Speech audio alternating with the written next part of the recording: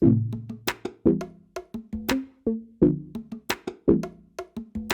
everyone, welcome to episode 39 of the Miami Tech Pod. I'm Cesar. I'm back from a little hiatus here of 2 weeks.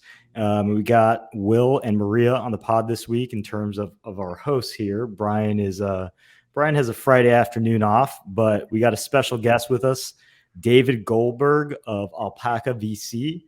David, welcome to the Miami Tech Pod. Thank you, and thanks for having me. It's good to see some familiar faces. Absolutely, man. And we want to get into your, a lot of things, right? From investing, the state of VC, NFTs and all of that. But why don't we, just kind of orient the listeners with, your journey into entrepreneurship, from being a founder to an investor and all of these things. Why don't you start there, and then we can talk about those other topics. Sure, happy to. And I definitely didn't have the straight linear path to venture of, consulting, private equity, hedge funds, investment banking, working at startups.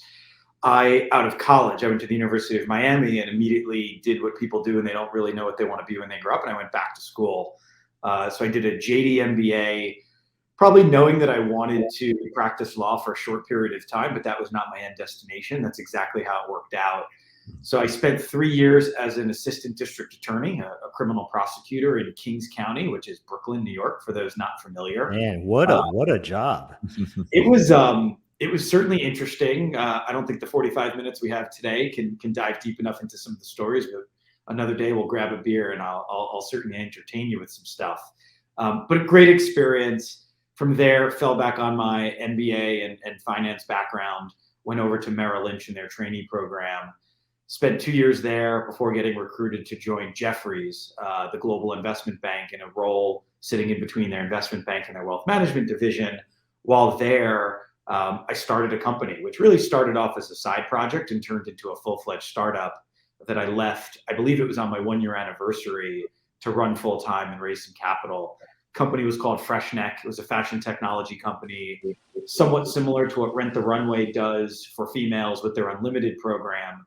We ran a fashion accessories membership program that was based on sort of subscription and membership. So we did everything from formal wear, ties, bow ties, pocket squares, cufflinks, to watches, jewelry, sunglasses, from all the top designers and emerging designers who are out there.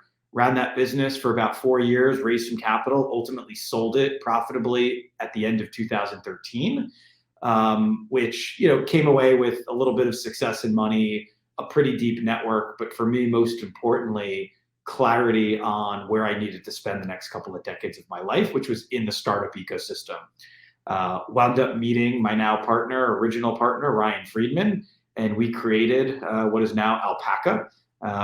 We like to say that we built out a 5-year plan, and we're now on year 8 of that 5-year plan. Very cool. I want to dive in a little bit. I'm sure Will and Maria joining us from a luscious tropical courtyard somewhere between Tampa and Miami, as the viewers on tuning in via YouTube can see. But the jump from being an AUSA to like working as a prosecutor in Brooklyn to Merrill Lynch is basically season 1 of Billions, right? Like you lived the life of a Billions character. Am I right or wrong here, David? Sure, but probably like the extra on the show who gets too much coffee and doesn't get to do nearly those types of interesting things or make that kind of money. Got it. Yeah. So what is, like, we've had a lot of people who are VCs join the podcast, and we have a question like, what is the state of venture, right? We see that there's a lot of competition right now for kind of real estate in deals. There's Maria can speak to this for sure, but there's also this big debate over whether this competition is inflating valuations, whether, who has the leverage between founders and VCs right now. Like, what are your just general thoughts on that right now? Like, what, do we feel like we're in a somewhat healthy equilibrium between supply and demand of capital and good companies to back? So dynamics in this whole ecosystem have definitely shifted since I guess I started paying attention to it and started my company in 2009. So it's been, over a decade. But my brain often thinks in terms of like marketplaces and supply and demand and game theory and economics. And I kind of think about venture as like supply has gone through the roof, but demand has kept pace with it. And I don't even know which one is supply and demand, and they're both going up, so it doesn't really matter. But I'd say like there's so much more capital chasing deals, but there are also an exponential number of good ideas, opportunities, and probably most importantly, great founders tackling those opportunities these days. Because one, it's like an in vogue thing to do. And when I started in 2009, my parents thought I was crazy for leaving like a really nice cushy job at a big global bank to go and start, a Thai rental company and cut my salary by 75%. And also like, there's just so many industries, digitization, new innovations, blockchain, people are coming from different industries. Like it's really a very different landscape that once used to be for kind of people who are a little bit out there, techie, sort of the oddball, in a good way. And now it's just really broadened the market. I totally agree with you, David. I think that's a really smart take. Is there is so much capital out there, but I mean, we're just seeing the sheer number of entrepreneurs and the sheer number of amazing people starting amazing companies. It's just continuing to go up, exponentially. So I completely agree with you there. Curious again, this state of raising capital. I'm on a little bit of both sides. I'm deploying a little bit of capital through Flamingo Capital with Chris Adamo and Adam Garfield, doing the syndicate on AngelList, a little bit of a different breed. And then I'm running On-Chain Studios, which, full disclosure, David is also an investor in. So thank you for that, David. Just in general, like these kind of terms out there. And I when I was running Live Ninja, when you and I first met in the office, actually, that you're in right now, 2013, the climate was just so different, and you had these like seed rounds. There was no such thing even as a pre-seed. It was like seed, and there was a certain kind of valuation expectation for like what was like a pre-launch company or like just launched, maybe a little bit of revenue, and valuations were like, you remember at that time, like 3 million, 4 million, 5 million, and things like that. And now the deals that we're seeing, I mean, we're seeing pre-launch companies raising 20, 30, 40 million dollar valuations. I'm just curious how you think of the kind of state of things. Like we said, the supply is catching up with the demand, or it's keeping up with the demand. But what's your take on valuation these days? Does it kind of reflect the quality of out there, or it's just like market dynamics at play? A couple different thoughts. First off, I'll age myself here. You mentioned sort of valuations in 2013 when you were raising for Live Ninja. When I raised my first and only round of capital for Freshneck in probably 2009, give or take, I think we raised our seed round of $500,000 on a $1.5 million pre-$2 million post. So I totally have watched this thing explode. Mm-hmm. And a couple different ways we could think about this. So one is just like, it's been over a decade, right? And think about inflation, think about what cryptocurrencies it does, and think about what your potential, the probability of a sort of a major outlier outcome, and also the magnitude of that outcome. It used to be the magic number was, can this be $1 billion company? Right. Now you're at $1 billion company potentially by Series C, and can you be a $5 billion outcome, a $10 billion outcome? So if you roll that backwards, right, valuations are not really what is a company worth today. It's really a probability exercise, and how much do I need to own, and what is it valued that leads to a probability equation that I can get the major outcome that I need on the back end. And those outcomes are there. One other thing I'll say is like 5 years ago, it felt that like valuations started to rise. Mm-hmm. It was across the board. It was almost like every idea was getting funded. And I don't think that was a good thing. And we saw a ton of failure rate early on. Now what you're seeing is a bit of a bifurcation. It's not actually easy for founders to raise right now. You may think it is because everyone's buddy, roommate, you read your articles on TechCrunch and everyone's raising crazy numbers, but like get in the trenches, talk to the people who don't have those Stanford, Uber, Airbnb, HBS pedigrees, and it's still, a dogfight out there. And so you're seeing like, it's hard to raise. People still need to give up things on valuation, but that top 10%, whatever, has this flight to quality aspect. And we can talk about really if it's quality or not, but that's where the money is going. They need to put their money into what they think are the best 5-10% of deals, and they're willing to pay any price and any number to do it. You mentioned the Harvard, Stanford, Uber pedigree. It's interesting. I was thinking about this. Like, in many ways, we've seen a bit of a shift in like young people and what they want to get into right out of college, right? Like or if they even, complete 4 years, kind of like in 10 years ago, every ambitious MBA went straight to like investment banking. And then after that made some money, like, similar to your path, jumped into early stage and took some risks and all of that. I've seen some people on Twitter kind of comment that like, the investment bank of today is actually like the very big, safe, high valuation mega tech companies, right? Like where you're going to Facebook or Google or Microsoft, you're kind of like learning the language and some skills and then going to early stage. Do you see any difference in the outcomes of the founders that you're backing based on that path, or are you just like, look, this woman has it, so we're just going to back her regardless of that kind of like career path? There's definitely correlation between background and experience and outcomes. I don't know if that's like a one-to-one correlation. Like there's something there, but there's as many outliers in this business, as there are base cases here. I think it's a fair comparison, right? Why do people go to business school? It's you learn a little bit, you get some credibility, and you build out a good network.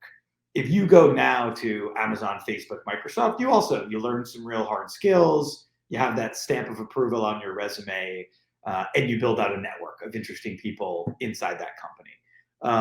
I consider them somewhat of equal value, which is sort of low to mid for me. And if I could do it again, and anyone that I'm mentoring, like if you want to be a founder, if you want to be like a top employee at like a rising rocket ship, there is no substitute for being inside a startup as it's scaling from like 0 to 1 or 1 to 100, right? And so Facebook, Amazon today, you're a little bit late. But if you were at Facebook, I don't even know how many years ago it would be now, 8 years, 10 years ago, like that was a treasure trove of knowledge and experience, right? You need hard skills, which you can learn in banking, in many different jobs, startup or corporate. And then you just need that exposure, right? Through osmosis of seeing something happen that can't be replicated. Like I thought I knew what I was doing a little bit when I built my startup. And now that I've seen it happen, both in my own and now in all my investments, I had no idea what I was doing, right? And I could do it 10 times better today. I think you see a lot of people give that advice in the sense that like some of the best jobs that people can get like out of college is like working for like a company that's scaling right after like their Series A or Series B. That's like right on hypergrowth, like Slack when it was 50 employees, right? Like join a company like that right as it's taken off. Like the experience probably tremendous. Yeah, I mean, listen, if you can find Slack at 5 people, like probably even better. Right. But your hit rate is going to be substantially lower at that point. For sure. If not, you should be in my seat. So actually on that topic, I think we've talked about a little bit about advice for entrepreneurs and technology professionals who want to kind of get into startups. How about the other side where, there's now a lot of folks who are trying to get into venture capital? What would your advice to them be? I won't say don't. His advice is going to be don't. Come on, David. You're like, it's too crowded. Stay away. No, I won't say don't, but I would say like, really think about why you want that role. I think there's a lot of misinformation or misconception about what really the day-to-day of a venture investor is. I mean, I spend a lot of my time fundraising. I spend a lot on operations and admin and team building and management, helping my portfolio companies. And like now as one of 3 partners at a firm, I'll probably be doing 2 to 3 deals a year. It's definitely not as glamorous as I think people make it out to be. And it's also not as lucrative. Like you got to hit some really, really big wins to even come near the money that someone can make, not only as a founder, but even like an early employee, at a big successful company. That being said, like what I love about the job is the people you get to meet and the exposure that you get to get, right? Like similar to being inside that startup, I have one iteration moved away, but inside now, 67 or 68 investments, maybe 15 of which I'm really close with. I'm learning little things from each of their businesses and each of their founders that ultimately make up what is now, my knowledge base or my arsenal that I can then use to either underwrite deals or help these companies. So David, like what are some of those companies? Highlight some of the ones you're really proud of that, are kicking ass, and you feel that you've really been able to grow with them and give good advice and obviously fund their growth. I think like the default in like VC land, because everyone like wants to talk about their access and their network. So people talk about like the hot deals that they were able to get into. I think the ones that I'm most proud of are on the opposite end of the spectrum, right? Like where did we see something that others didn't because we believed in a founder or believed in a change in a sector or consumer behavior? I think some of those are our most exciting. I'm trying to think maybe a couple that come to mind. So one would be a company called Imperfect Foods that used to be called Imperfect Produce. We sourced that company, I believe it was 2015 or 2016, off of a crowdfunding website, right? It was the only one that we've ever done, after scraping it and looking at a billion companies on there. And like, usually there's a bit of a stigma and a negative signal to that. And we said, listen, like there's something here. These founders are really incredibly mission driven. The leading indicators of the metrics, while the revenue wasn't huge, were really strong and showing incredible retention. And we dug in and we got super excited about it. A couple $100 million raised later from some of the top VCs, we were proven correct. I think the way you are really successful in this business is sort of you believe in something that the masses believe in, and you just believe in it earlier than they do. All right, so I want to segue David into something and shift kind of gears a little bit into something you and I have connected a lot recently into, and that's NFTs. It's kind of like the freaking rabbit hole to end all rabbit holes, right? It's just been an incredible few months just kind of exploring this space, and just want to kind of shift into that, talk a little about NFTs from like one enthusiast to another. How did you first get into NFTs? I think for the audience, I think I know the story because we were kind of exploring the space together, but for the audience, like what was your first NFT? How'd you break into it? And then what kicked things up a notch where you're like, now I'm kind of all into the space? Yeah, so I had known about NFTs for a couple of years, but not as an enthusiast, sort of as a learner, casual observer, really since like CryptoKitties, because that was kind of the first venture applications and story of NFTs. I started learning about it again casually. I'm usually afraid to dip my toes into things unless I really think I know it well or have an advantage. But from a personal perspective, I was interested in NFTs. My first one, like many others, was an NBA Top Shot. I believe it was in February of this year that I made my first purchase, which was pretty early. Did pretty well with that. So then, of course, I put real money into it and got absolutely crushed. But I consider that like paying my dues and paying for the learnings. Yep. From there, the next one that actually got me really obsessed with NFTs was Zed Run, the virtual horse racing platform. I now have a stable of about 60 something horses. It's worth, probably about a down payment on a house, depending where you live. And that showed me the potential from a personal and consumer's perspective around NFTs. Then I started meeting everybody, learning about every project, getting into every WhatsApp, Telegram, Discord group. Spending 18 hours a day on the WhatsApp group that Brian started. That's exactly like that. Right. I got my wife into it, which was super dangerous. And then the big inflection point for me was like, okay, there's something here from a consumer's perspective. And anytime you see this shift in what individuals are doing, and even though I didn't think individual NFT projects were really venture backable, at least back then, it felt like there was a shift coming.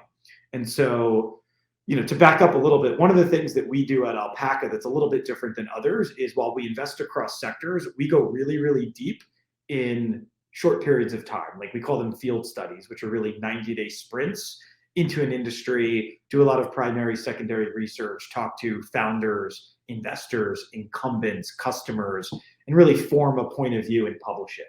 So in Q1 of this year, after I saw a bunch of the shift, I said, okay, there might be something here from a venture perspective. Let's learn everything. Brought on someone local here to help me.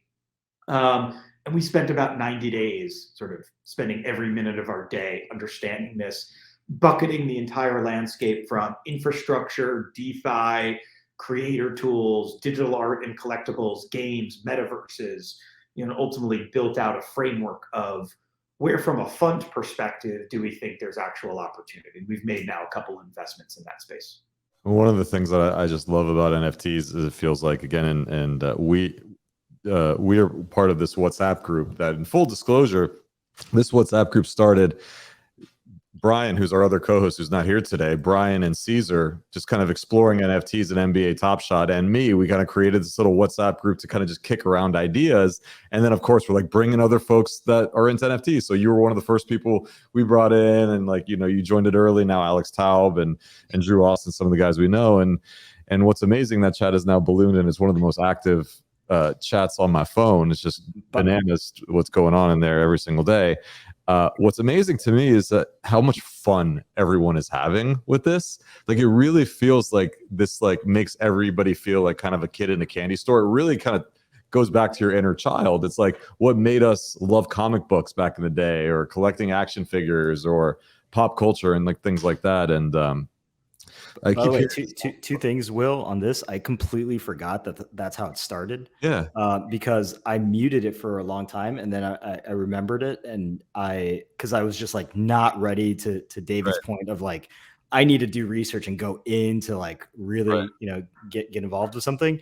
But then recently I've like done that research and I've gone all in, and I'm 100% with you, brother. Like, I'm just like sucked in. Everyone's having a great time. Everyone's like sharing ideas and like being super collaborative. And I would imagine that there's even some times where like people are bidding against each other on OpenSea on NFTs, and like it's just all part of the fun and games and all that.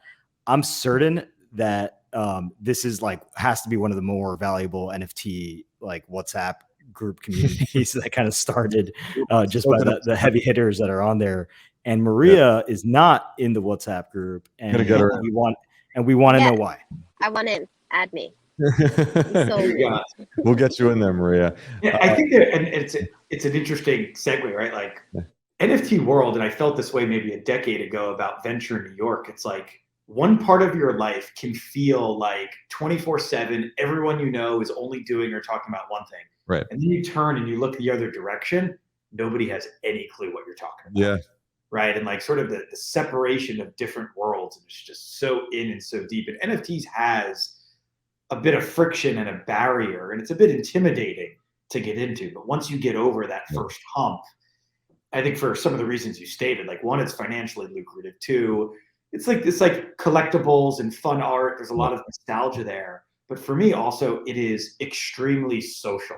For sure. And it's not just social in like a talking about it way, but you can actually manipulate in a positive way outcomes, right? Like if you get enough people around a project, you can actually shift that, and kind of what you started to see with like the GameStop and the AMC and like the meme stock world. You have a lot of that type of social buying behavior in the NFT space. Totally. And for me, like, and this is, people have said this on Twitter, right? Like it's made the internet fun again. In a way, right? It's become this visceral visual thing, and the internet was always about communities. Like back in the days, like when we first got into the internet, and we got AOL chat rooms, right? And we bonded in AOL chat rooms around a topic, right? Like some kind of shared interest.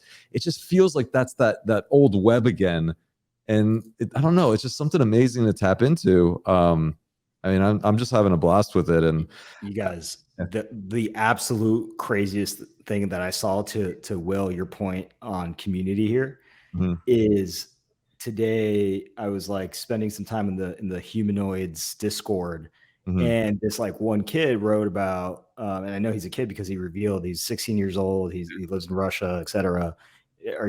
do you catch this, David? Do you know what I'm about to say? No. All right, so he revealed that in a private listing he got scammed. Some guy like completely, like scammed him out of his NFT. They were going to trade, and he didn't end up, it was a mistake on his part. He recognized that. He said I should have been more careful, but he got, we're talking about like thousands of dollars that he lost because of this. And there was like a bunch of people in this Discord that just said, what's your like Venmo or PayPal or whatever? I'm just going to send you $100 because I feel bad. It's a learning, but like, don't get discouraged. Like, stay in this world. And like random strangers from all around the world were just sending this guy money. Like, we got you. Don't worry. Yeah. Yeah. It's a community vibe for sure. I've actually made the comparison, and David, let me know if you agree with this. The NFT community has a lot of corollaries with Miami Tech in the feeling of Miami Tech. Like Miami Tech has this like, we all got each other's back. Let me show you the ropes. Let me introduce you to this person. And I get that vibe right now with like crypto and Web3. That like all these like projects, if you look at what's going on in Discords and on Twitter and in these WhatsApp groups, everybody's like, a rising tide lifts all boats. How can we help you? Let me introduce you to so-and-so. Do you get the same kind of vibes? Like, yeah, I hadn't thought of that analogy, but it makes sense. And in both cases, you're sort of the underdog, the minority, the contrarian, right? And so, first you all ought to win together. And once you get to the top, then you can fight against each other. On that topic, would love to learn more about kind of what brought you to Miami. How are you liking it? Thoughts on the ecosystem? Sure. So I'll give my quick story. I'll be brief as it relates to Miami. I grew up in the Northeast. I came to college at the University of Miami from 1999 to 2003. Saw the best football team of all time for a couple of years. Went back up north for career, for law school, business school, and a whole bunch of other stuff. But I've been checking in on the ecosystem really since I started at Alpaca 7-8 years ago. And I think I met Will literally in the office I'm in right now at a Waffle Wednesday, Knight Foundation, Matt Hagman, Melissa Krinsman. It was like all the same people that have really built Miami into what it is today. And I think the sad fact was it just wasn't really ready for, me to make a lot of investments in the space or actually considering living here as much as I always would have wanted to. Like, I love the lifestyle down here. When the pandemic hit, it was the great equalizer. You could live wherever you wanted to. And I said, okay, and I have 2 young kids, like, let's move somewhere that is sort of hybrid suburban city, that has a good lifestyle and weather, and has some element of tech. So like, I'm not literally just working in my house all the time. And for me, that was Miami. I moved here.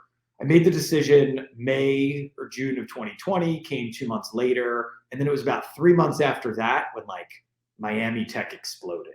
And so it was like, oh, maybe I can actually stay here, between the combination of remote work and what was happening to Miami. And that's exactly what happened. And so we're now lifers. We love it. I think the reasons people love it here personally are pretty obvious, weather, taxes, culture, people, food, what have you. From a venture and a tech perspective, I think a couple of things that I really love. One is the diversity, and that's just not like, race and gender and cultures, but it's the diversity of backgrounds and experiences. And, Silicon Valley and even New York tech can be a bit of a bubble. But also, and you alluded a little to this, Will, like, it's the positivity. It's awesome.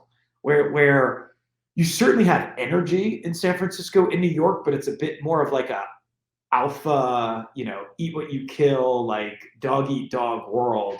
Where here, there's a little bit more like everybody can win, positive energy.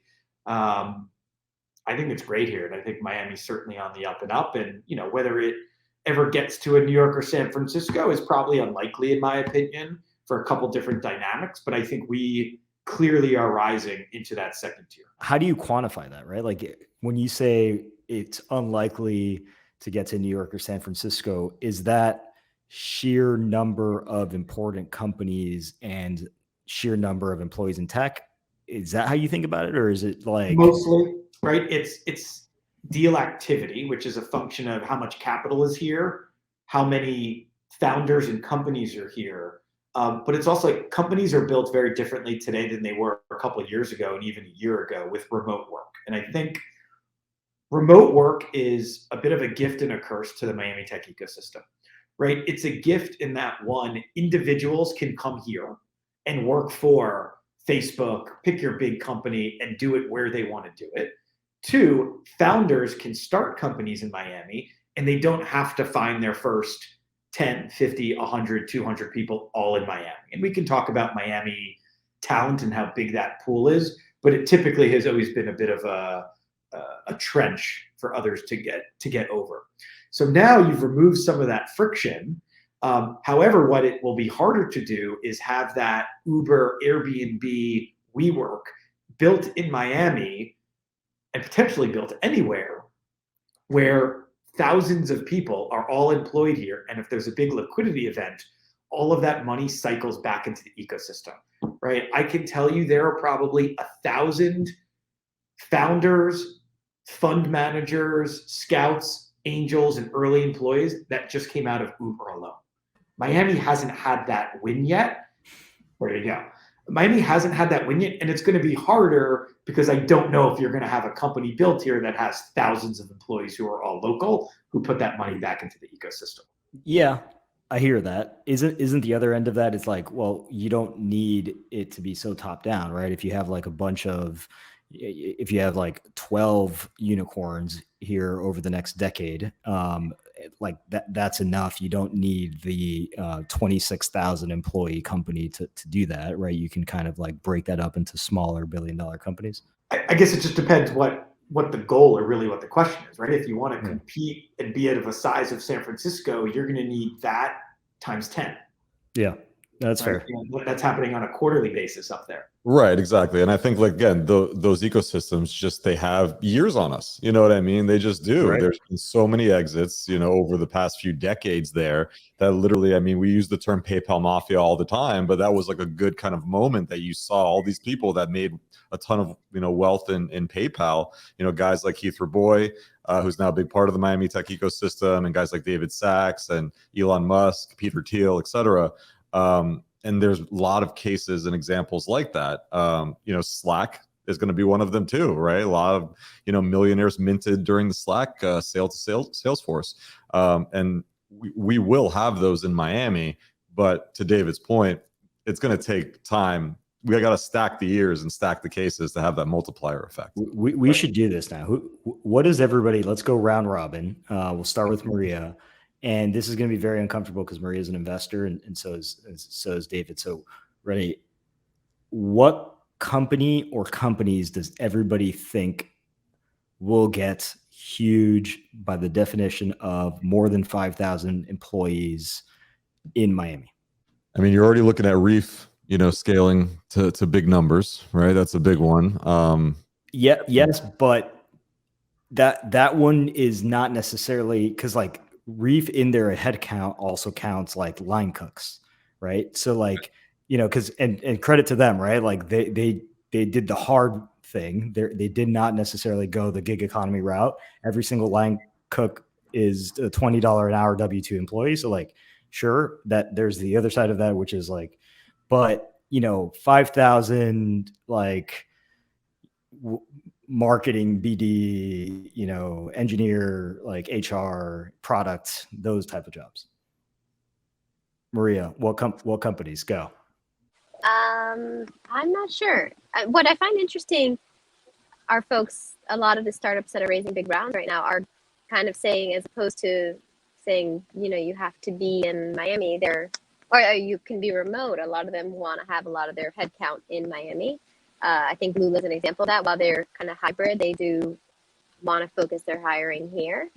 So I would say, I'm going to say Lula.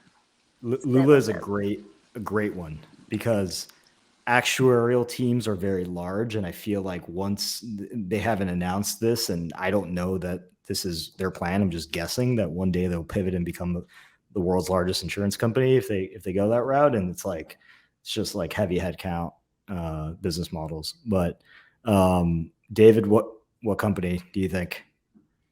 If for some reason it doesn't turn out to be Cryptoys, we'll figure that out here. My initial reaction was Reef. Again, they just have a head start. They have the capital, and they also have a lot of local logistics. So like obviously outside of the cooks, there's a lot of like GMs and moving pieces there and acquisitions that happen, and they're a true Miami native company. I think the contrarian answer, and I hate saying this as a Miami native, I don't know if anyone will, right? I don't know if a company brings 5,000 local, real engineers and senior folks here. And I think that's okay. I think that's what makes Miami special, is that you don't need to do that. Right. It's a different day and age, a whole different breed right now. You'll have, local founders with a local HQ, but everybody's fully right. I mean, Pipe is a little different because they moved here, but I think they have like 7 people in Miami and they're a $2 billion company. Yeah, my guess is that it's going to be open store. And the reason I think that is because not necessarily that they're like, let's call it central employee base, right, is going to get that big. I think they're going to acquire an e-commerce company that grows really big and they never sell it until they feel that individual valuation is so big that it's like like that it's a big value driver, and you're going to have like a big chunk of that company focused on building, 1 or 2 of these acquisitions that just caught fire and did really well. Do you think they're going to move into Miami? I don't know, right? Like I could totally see, we could obviously have like Keith and the team and Jack like comment on this, and Jack's been on the pod and all that, but like I would imagine that those guys are like so dug in on making Miami a thing that they're going to incentivize employees to be here, that they're going to really demonstrate the value of like being an HQ and all of that, and be a little bit more like, this is where the action is, rather than like, hey, you can work anywhere, decentralized, go. Yeah, I hope you're right. I think the reality though is like, if you're a company, like you either have a belief that like where you are geographically is very important and it's all about network effects, and like you're probably going to want to be in like San Francisco or LA or New York, or you believe in remote distributed teams and getting like value out of employees. And like your employees are either distributed and remote, or like your base of 1,000 people is somewhere in Utah or Ohio or Pennsylvania. Like Miami kind of sits in the middle. Miami's an expensive city, but we also don't have the density of talent and reputation yet of like a San Francisco or New York. So I think it puts us at a bit of a different disadvantage to bring that kind of talent over here at scale. But again, I don't think we have to. What I think is so exciting is a company like Pipe can move here and they don't have to say, right, how do I bring 150 people over here immediately? Fair. David, before we wrap, I'm super interested. We've seen a lot of successful VCs who were founders kind of jump back in that world a little bit, right? And incubate companies, or even just like have a second job, right? And aside from, like, and we've had several on the podcast that are in that, have that thinking. Do you ever get that itch to start a company again and like go build something big? Like, should we be expecting any of that soon? Do you want to break some news for our listeners? I definitely get the itch. And the truth is, I chose to start my own firm to scratch that itch, right? Like I build a firm, I build a team, I build a culture. I have upside as an owner of the firm versus like as an employee, but still that like second level itch of like really starting a company, especially in this environment, comes often. I don't think I'm at a place in my life, in my career. I want to see this through at Alpaca, and also, as a dad of 2 kids in a new city, now's not the time. But we do think internally about, especially in the competitive market, like where do you get alpha? It's getting earlier and earlier, and there's nothing earlier than starting a company. And Alpaca has 3 partners. We've all been successful founder CEOs, so that DNA definitely runs through the entire partnership. David, thank you so much for joining us. So for folks listening, can you share a little bit about, Alpaca's thesis and how they can get in touch with you? Sure. I mean, at a simple level, Alpaca's thesis is like most early stage investors. It's, investing in the most incredible and inspiring founders, in certain sectors, that we are either experts in or really bullish on. to go one level deeper, it's really investing a lot in the intersection of digital and physical worlds, right? We think a lot about physical products, people's places, and how you layer technology over the real world. That's starting to shift of what that really means in the real world, but that's how we verbalize it today. They can get in touch with us. Probably our website or Twitter are the best ways. Our website is alpaca.vc.